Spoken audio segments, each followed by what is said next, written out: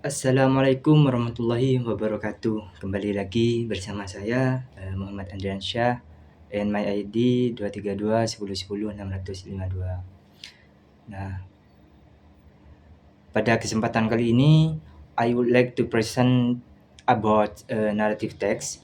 Narrative text is very important because it tell a story and entertains the reader. Nah, di sini saya akan menjelaskan tentang definisi narrative text, purpose, generic structure, dan example of narrative text. Nah, so let's begin. Nah, oke, masuk pada pembahasan pertama. Topik utama kita adalah narrative text. Nah, saya akan memperkenalkan bahwa materi yang akan dibahas pada siang hari ini adalah narrative text. Apa itu narrative text? Yaitu teks cerita dalam bahasa Inggris. Nah, pada definisi tersebut, poin dari narrative text ini yang pertama ada a text that tell a story, and second entertains the reader. Nah, narrative text ini adalah teks yang berisi cerita baik cerita nyata maupun fiksi. Nah, tujuan utamanya adalah untuk menghibur pembaca atau pendengar melalui alur cerita yang menarik. Nah, jadi penulis ini menggunakan cerita yang real, nyata, ataupun cerita yang di luar nyata, maksudnya yang tidak nyata begitu, untuk menghibur pembaca. Nah, and point 2, to enter to tell a story. Nah, tujuan naratif teks tersebut adalah untuk menghibur dan menyampaikan cerita. Selain itu, cerita juga bisa mengandung pesan moral yang dapat dipelajari oleh pembaca. Next, point 3, generic structure.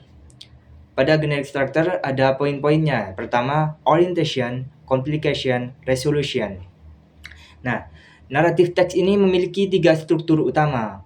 Yang pertama, orientation, berisi pengenalan tokoh, tempat dan waktu.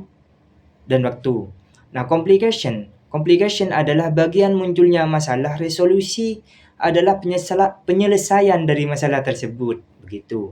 Nah, oke, tanpa banyak bicara kita akan next ke 4, yaitu orientation. Nah, pada orientation ini poinnya adalah introduce character, time and place. Nah, apa orientation? Orientation adalah bagian awal cerita yang memperkenalkan siapa tokohnya, di mana kejadiannya berlangsung, dan kapan waktunya. Nah, oke, next select point 5.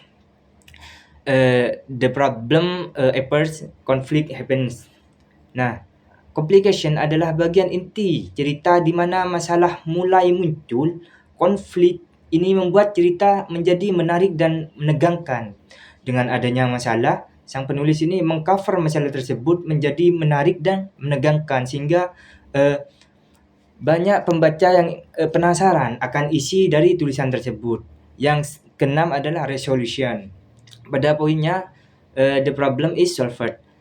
Nah, resolution adalah bagian akhir cerita yang berisi penyelesaian dari masalah tersebut, bisa berakhir bahagia atau happy ending, atau sedih sad ending. Next, language feature.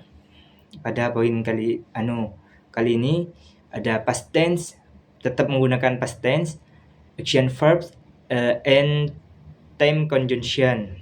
Nah, ciri kebahasaan yang digunakan oleh naratif teks biasanya menggunakan past tense karena menceritakan kejadian yang sudah terjadi. Selain itu, menggunakan kata kerja aksi seperti run, when, saw, dan kata penghubung waktu seperti then, after that, finally. Nah, contohnya, once upon a time, there was a kind girl named Cinderella. Nah, contoh ini menunjukkan awal dari naratif teks. Kalimat once upon a time biasanya digunakan untuk membuka cerita, terutama cerita dongeng. Kalian sudah tidak familiar mendengarkan cerita dongeng bahasa Inggris itu pasti diawali once upon a time. Nah, terus ada poin narrative text tell a story and has a clear structure.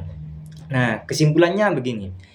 Naratif teks adalah teks yang cerita yang memiliki struktur jelas dan bertujuan untuk menghibur serta menyampaikan pesan moral. Nah, mungkin cukup saja pembahasan atau yang dapat saya jelaskan dari berbagai pengertian-pengertian yang ada di dalam naratif teks.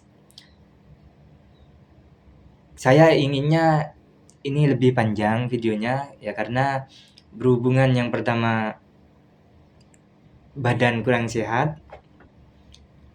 Ya, yang kedua saya harus segera istirahat. Kepada Bapak Sabto, mohon maaf sebesar-besarnya ketika ada tutur kata saya yang barusan dilontarkan mengenai hati pendengar atau penonton. Saya sebagai Muhammad Andriansyah mohon maaf yang tiada batas. Mungkin next selanjutnya saya akan bahas berbagai yang lainnya. And don't forget to subscribe. Thank you. Assalamualaikum warahmatullahi wabarakatuh.